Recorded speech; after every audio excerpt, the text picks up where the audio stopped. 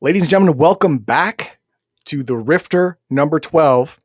Segment 2, we're going to talk about questions and answers about the Palladium Megaverse rules regarding magic. That's the thing, magic. Let's check it out. All right. Oh, you were on it. Wow, I was waiting. I was on nice. it. Thank you. Boom. Here we are, Q&A. By Rodney Scott and Sean Merrill. Who are they? I have don't know. no idea. They're nobodies. Nobodies. Why listen to them? I don't know. Here it is, the second in a series of Q&A columns for the Rifter. In this column, we focus on magic and spellcasting. Again, not just for Rifts, but for all the games in the Palladium Megaverse. Following the column will be an example which helps demonstrate some of the answers to the questions. The next column will have a focus on hand-to-hand combat, where we will attempt to answer the most common questions on the subject. And if you had questions, you can go to palladiumbooks.com to email them, but that's not going to work now because this was 24 years ago, and I don't know if that email still works. Probably not. All right, magic and spellcasting. www. Where's the email? rstott@palladiumbooks.com. rstott probably doesn't work anymore. Rodney Stott, rstott. I'm not sure if he works there. Probably not. How do I combine hand-to-hand combat with spellcasting? Unless otherwise stated, low-level spells generally take half a melee to cast. So each time you cast a spell, it takes up half of your attacks. If you have 4 attacks, each spell, low-level spell, level 1 through 4 primarily, takes 2 actions to cast. But what if you have an odd number? Let's say you have 5. The first one takes 1 more. Okay. So it's 3 and 2. I'm good with that. I know that's not explicitly stated in the book, but so that's a good clarification right there. I'm fine with that. Yeah, if you have 7, it's going to be 4 and 3. Yep. Four are used up in the casting of the spell, and 3 actions for you to do weird stuff after. Whatever else you want. Yeah, or cast another spell, it's going to be 3. And when casting a spell, when does it go off? This one's good. The spell goes off or takes effect during the last action in which it is cast. I.e., if each spell counts as 2 actions to cast, a spell will not go off until the character's second action comes up. This is important because the mid-level spells take a whole round to cast, which means it does not take effect until the end of the round, which means you can be interrupted during the whole round. You can be interrupted, and the spell is just fizzles. Yeah, I hate to say this. This is a dumb question, and I know why it came up. I'm not blaming the writers. Do you actually think the effect is going to go off before you finish casting the spell, dum-dum? Yeah. But... yeah. I know why he put it in there. This is not on the writers themselves, and I have to put something on the screen. Thank you very much for the $21. We now know how that QR code works, and since this is the equivalent of $20 super chat, I'm putting it on the screen now. Boom! Thank you very much, Jedi SSB. For the $21 through Streamlabs. So Streamlabs is working. Got that tested. That's good. Thank you for testing that. All right, so this is important because it really means that spellcasters don't stand in the front, stupid. You see that a lot in Rifts. You really do see that because everyone has mega damage armor and force fields. They feel real safe. No, it's not just damage that can disrupt a spell. Not just damage.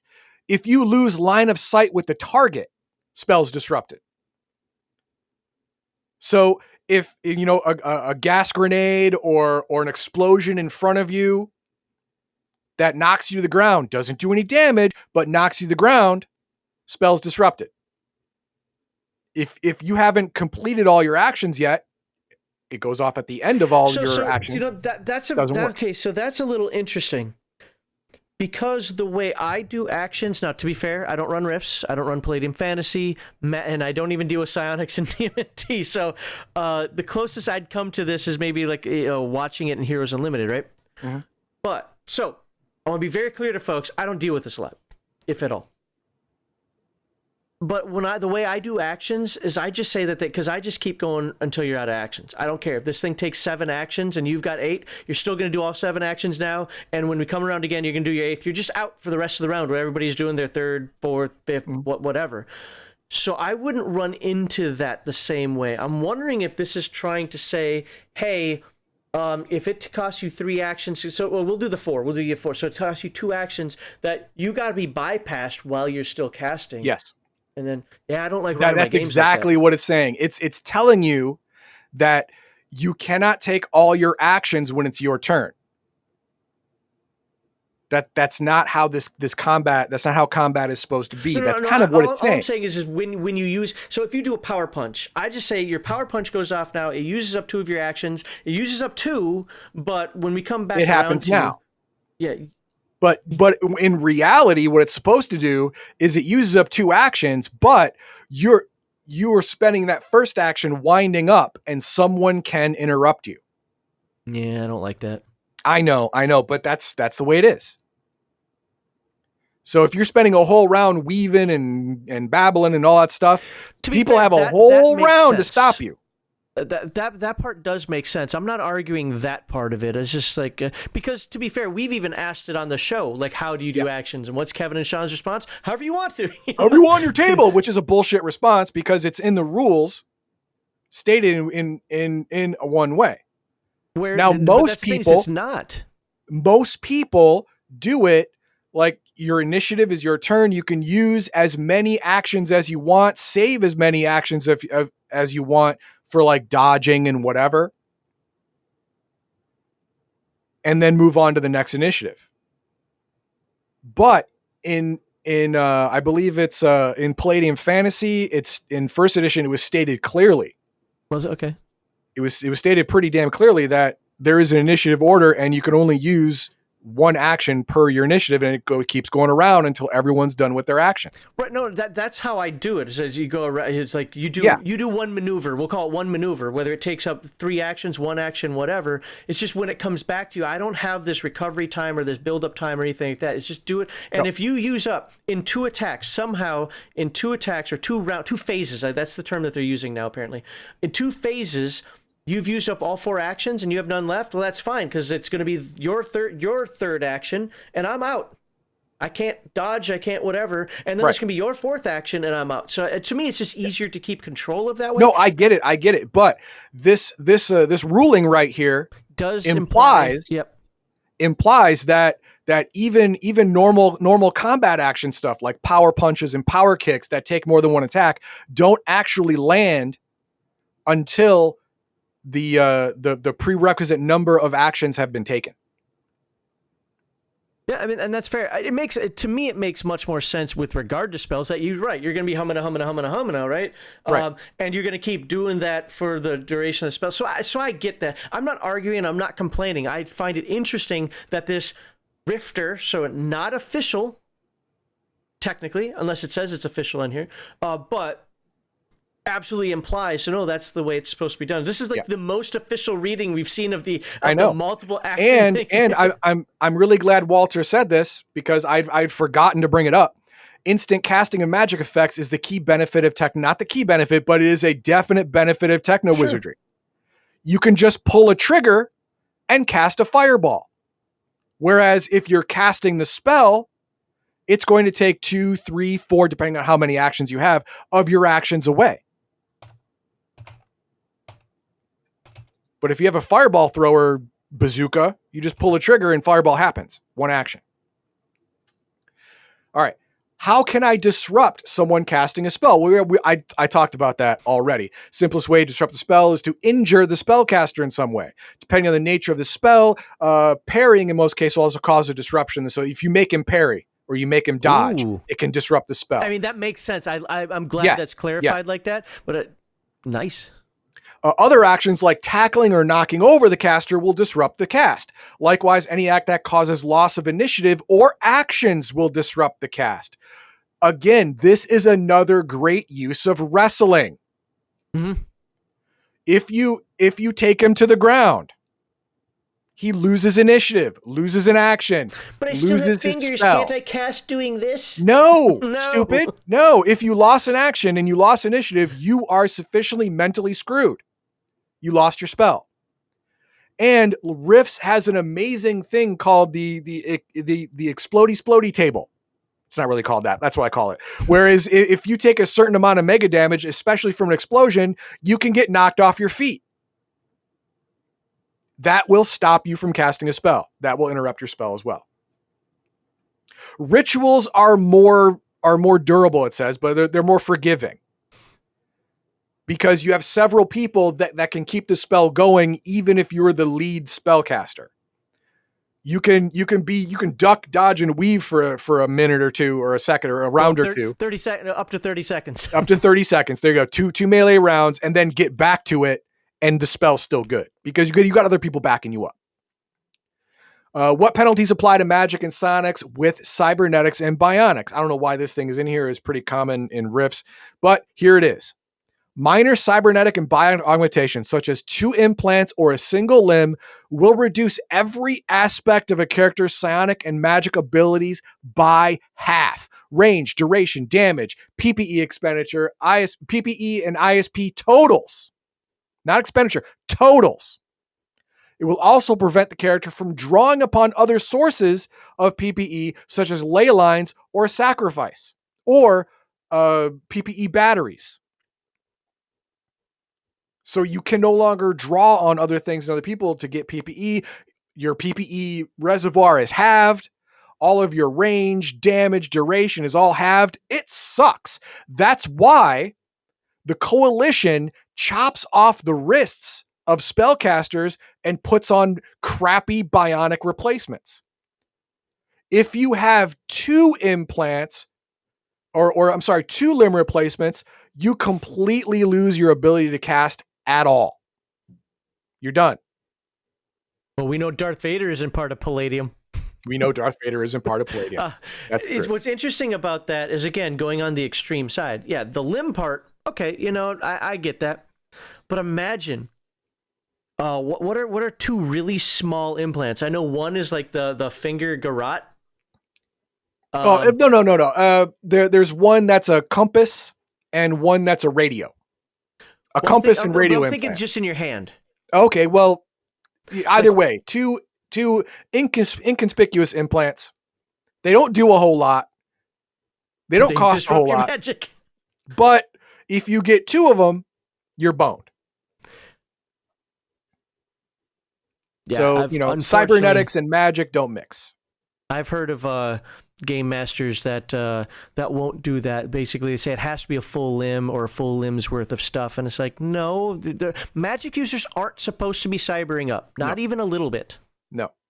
But it says here, these characters can instead use biosystems without losing magic or psionic power. Now, there's a whole bunch of books.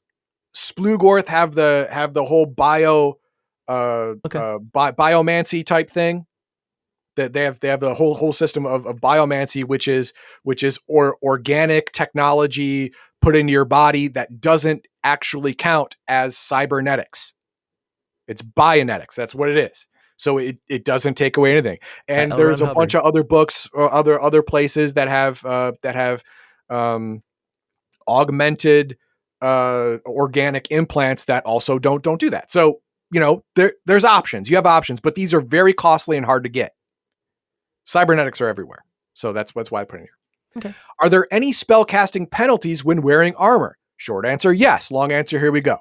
Any armor that is made of metal or other man-made material like ceramics or plastics, all armor in the main book you can buy. Yeah, all armor in the main book. Wow, okay. Yeah.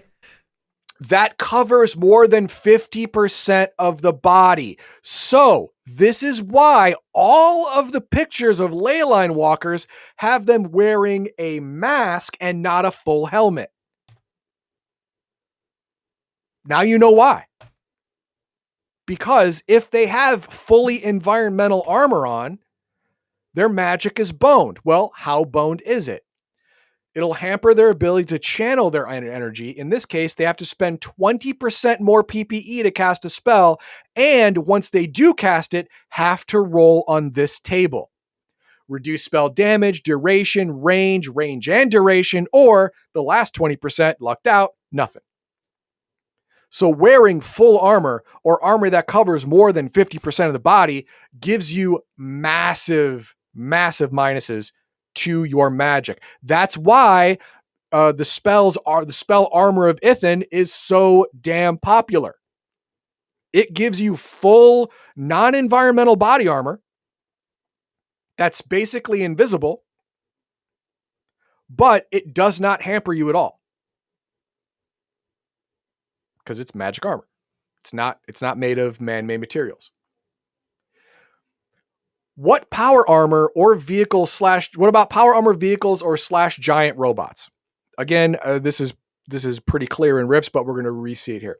The same considerations that apply to body armor apply to power armor, requiring more and more PPE to use and roll on the same table. It's just bigger environmental armor. If you're piloting a power armor, it's just bigger body armor.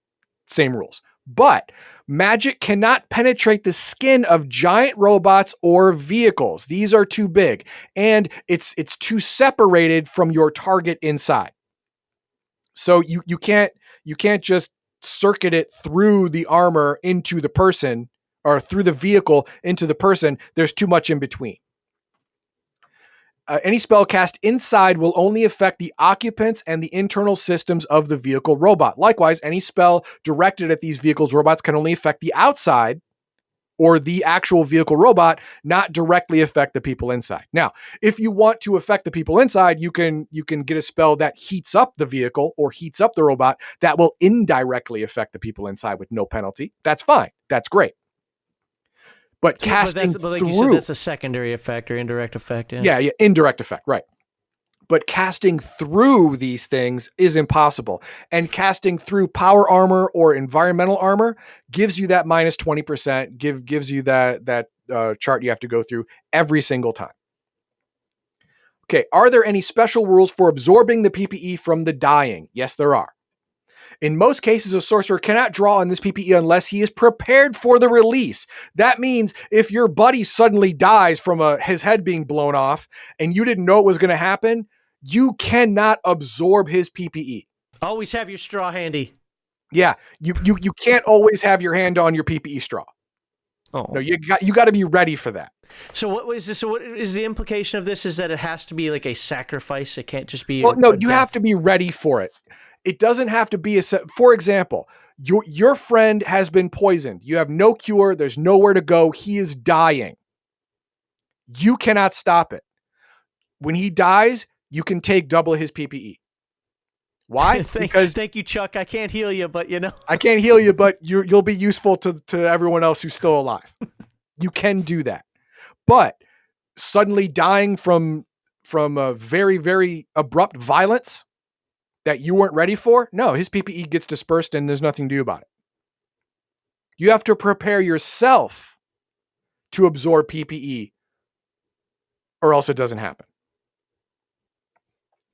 It says men of magic and also dragons are like living batteries, able to absorb energy from ley lines, etc. What's the limit to the amount they can absorb, and how long can they retain it? That was one I didn't know, how long you can retain it. Is this a house rule that he just said we're going to officially canonize this, or is this written somewhere? It's in a rifter, so the answer is yes. What's that? It's in a rifter, so the answer is yes. To both? Yes. Mages and magical creatures can absorb up to 3 times their normal limit in PPE, which means if your max is 100, you can absorb up to 300 total. Anything past that just washes right off of you. You're full. You're overpacked. Most borrowed PPE can only be held for a short period. Your PE attribute in hours before dissipating. Now, this is important. It makes ley lines and nexuses so important in casting spells that are beyond your total. And I'm going to get to that in just a minute. How can a mage of any kind get a PP to cast a really high level spell? Oh, right now. These sorts of spells are generally available as rituals, so you can have a whole bunch of people pooling their PPE to cast the high cost spells. But there is another way to do it.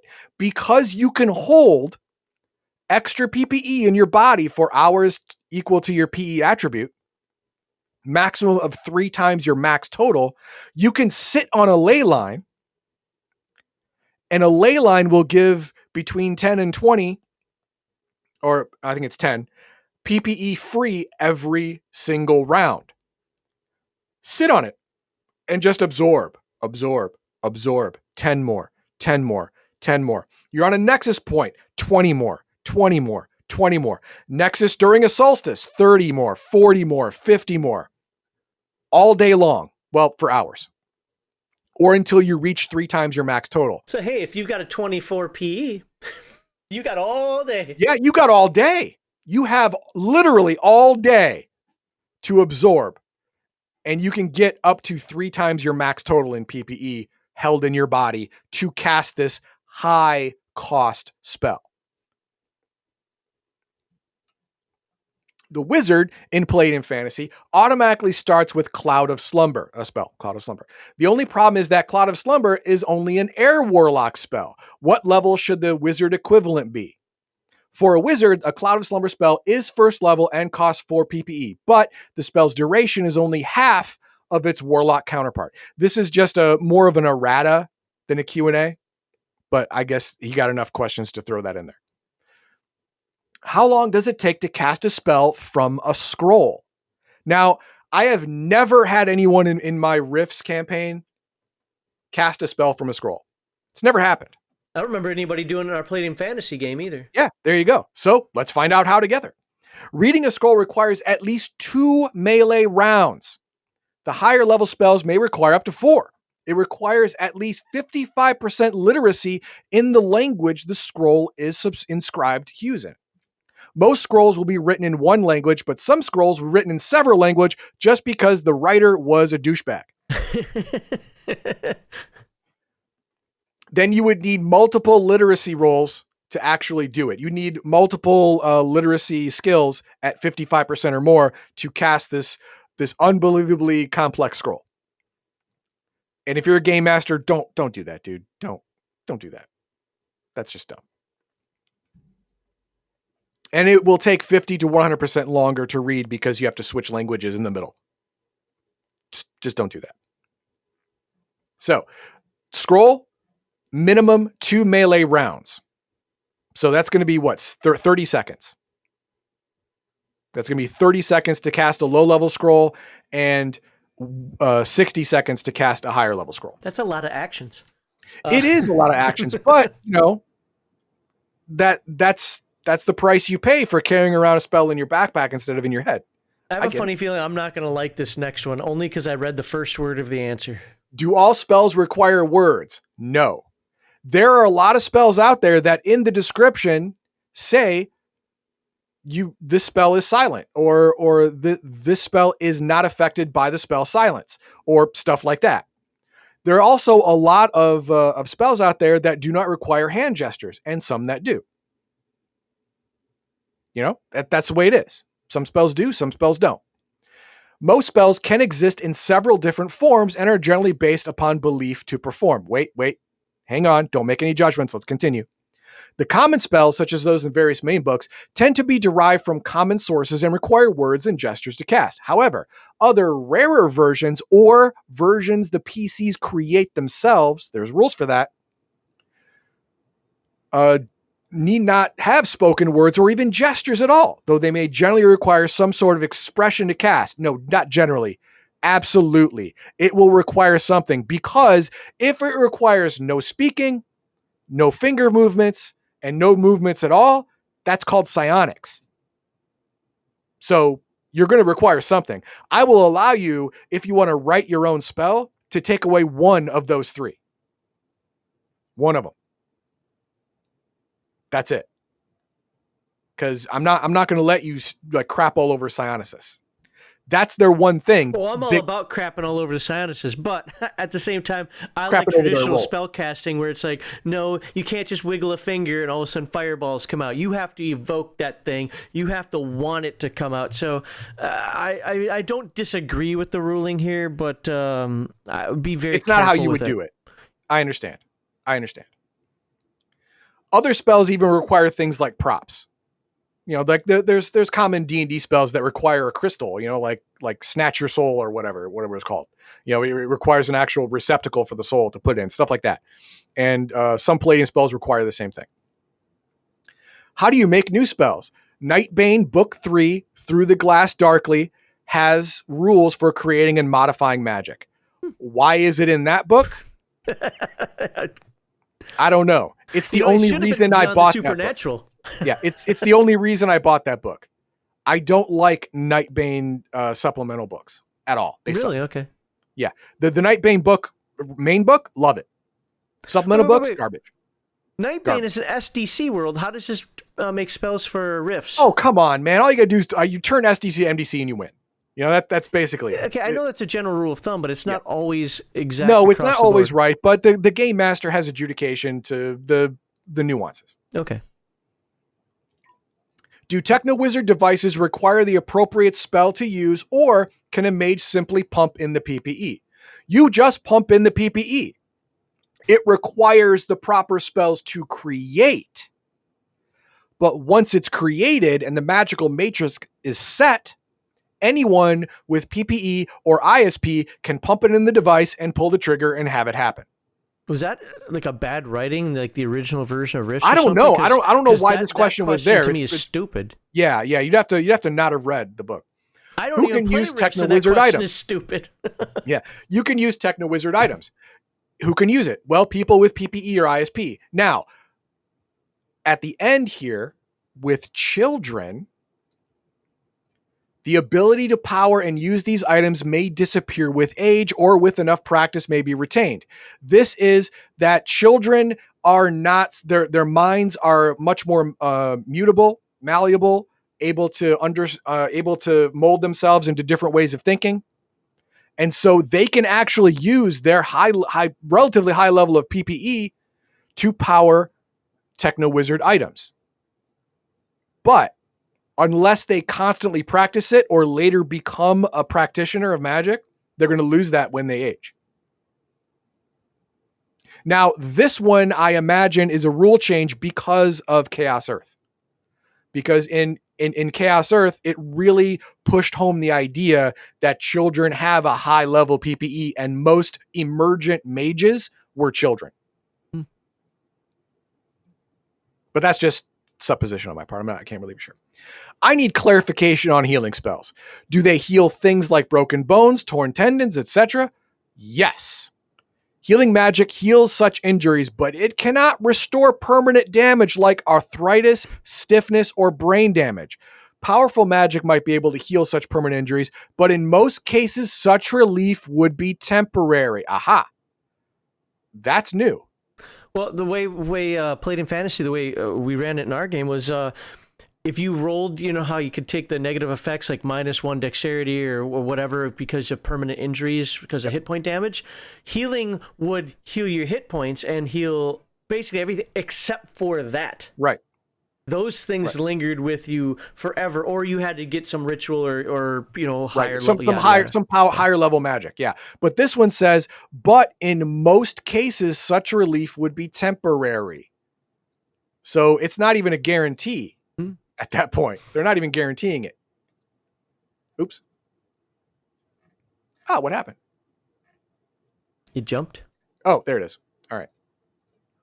Healing magic will also generally leave no scars. However, even severe injuries, even healed by magic, can still be disfiguring. Unless the spell says otherwise. There are 10, 12, 13, 14th level spells that say, dude, no, you're good. Boom, you're 100%. No healing spell won't uncircumcise you. That's true. Yes. That was just funny enough for me to put up now. That was good. That was good. But higher level magic spells often explicitly state that, yes, this will heal with no scarring, or this will heal with, all kinds of cool stuff. I'm a bit confused on the magic saving throws. Physical endurance gives you a bonus save versus magic. In the Palladium Fantasy RPG, does that mean you get that bonus to save versus all types of magic, or just magic and rituals?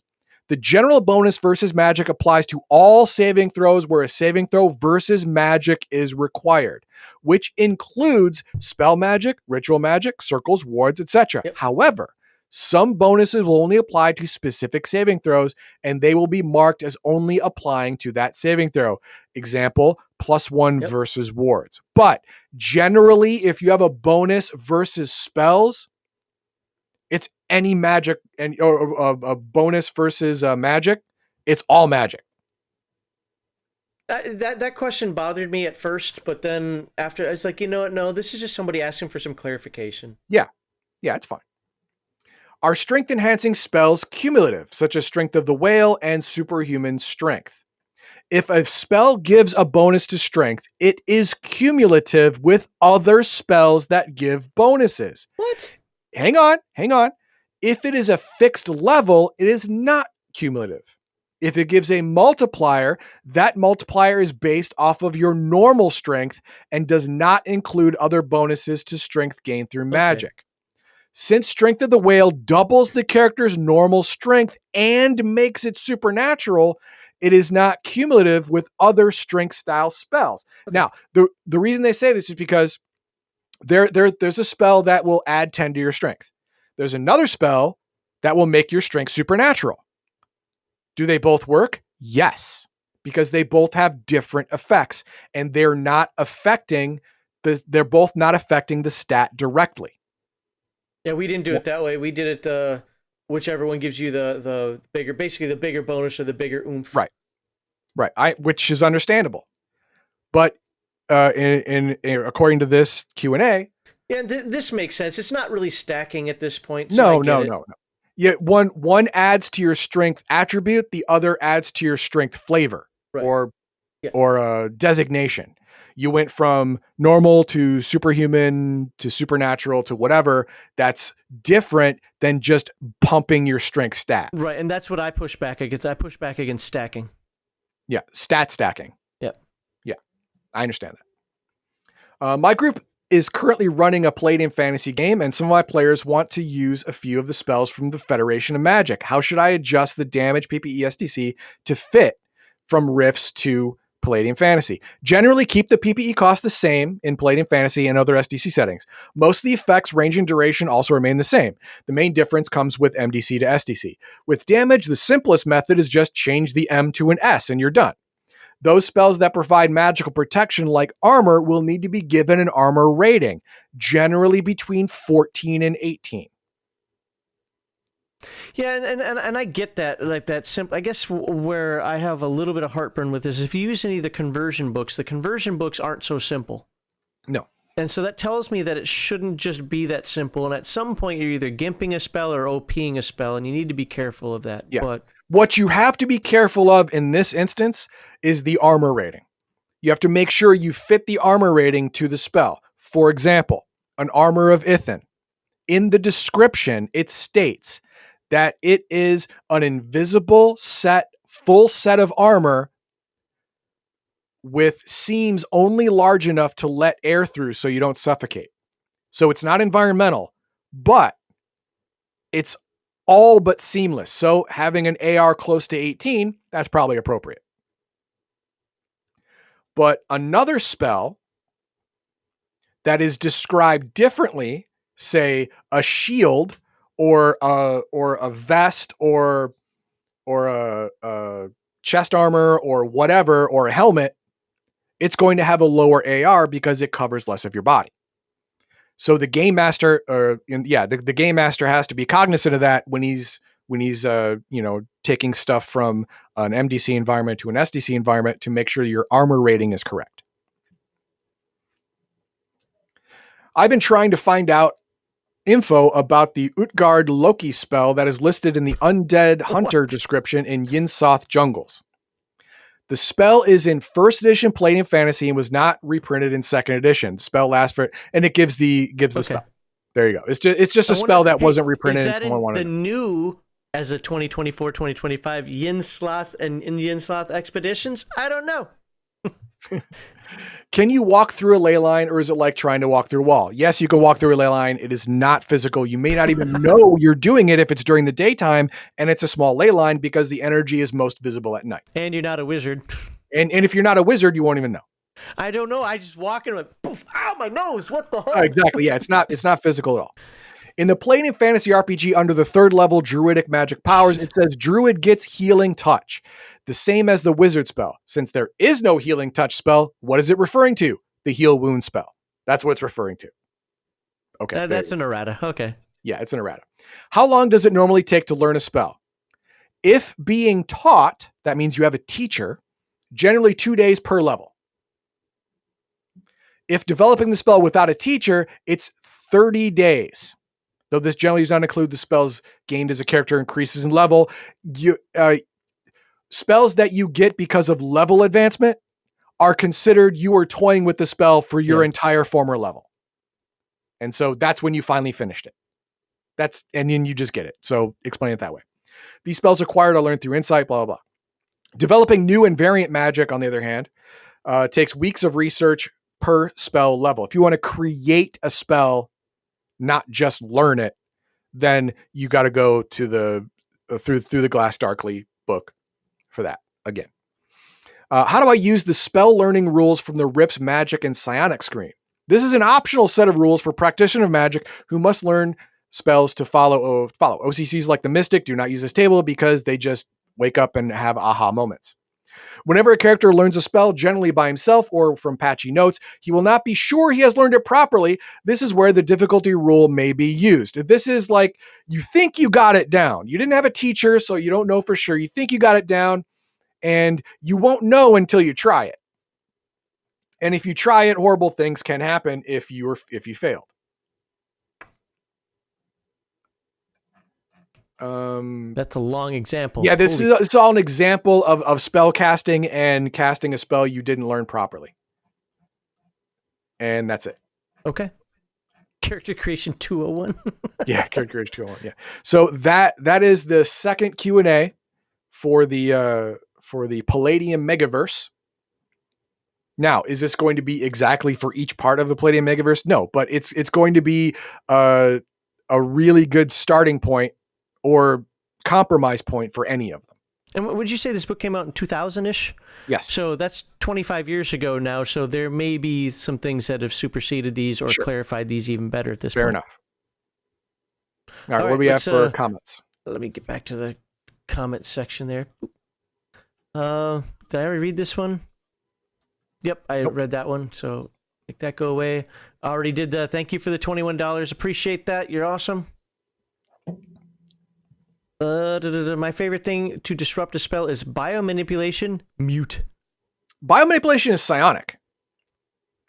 Yeah, but he said to disrupt a spell. It's not a spell. It's a psionic power. You can't disrupt it. It goes off. No.